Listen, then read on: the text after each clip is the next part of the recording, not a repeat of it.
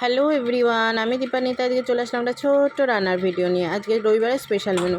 আচ্ছা দেখো, ইলিশ মাছগুলো একটু নুন হলুদ মাখিয়ে গায়ে হলুদ করা হচ্ছে, ঠিক আছে।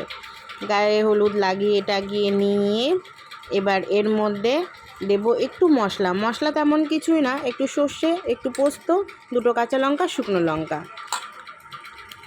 ভালো করে নুন হলুদ মাখিয়ে নিলাম।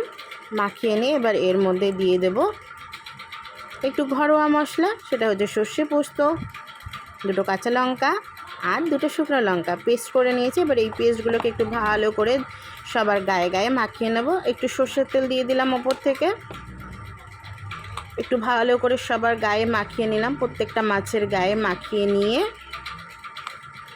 একটু ভালো করে দলাই মালাই করে নিলাম, ঠিক আছে। হাতে যতটা সুন্দরভাবে মাখানো যাবে ততটাই টেস্ট হবে।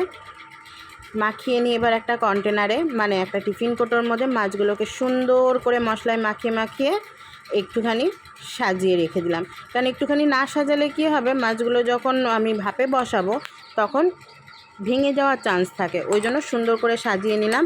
আর যেহেতু আমি এটা ভাপে করব তাই টিফিন কোটোর মধ্যে বসালাম। আচ্ছা দেখো, মাছগুলোর মধ্যে একটু মশলা মাখিয়ে নিয়ে মাছগুলো সুন্দর করে সাজিয়ে দিলাম।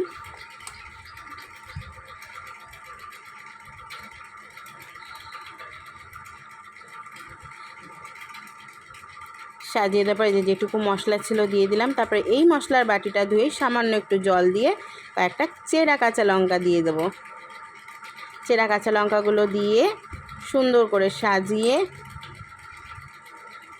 ওপর থেকে আবার একটুখানি সর্ষের তেল দিয়ে দেবো, কারণ কাঁচা সর্ষের তেলের গন্ধতে মাছের টেস্টটা আরও অনেকটা সুন্দর হবে। এই যে ওপর থেকে একটুখানি কাঁচা সর্ষের তেল আমি দিয়ে দিলাম। একেবারে যেটুকু তেল ছিল সবটুকুই ঢেলে দিলাম। তারপরে এবার আমি ঢাকনাটা দিয়ে দেব।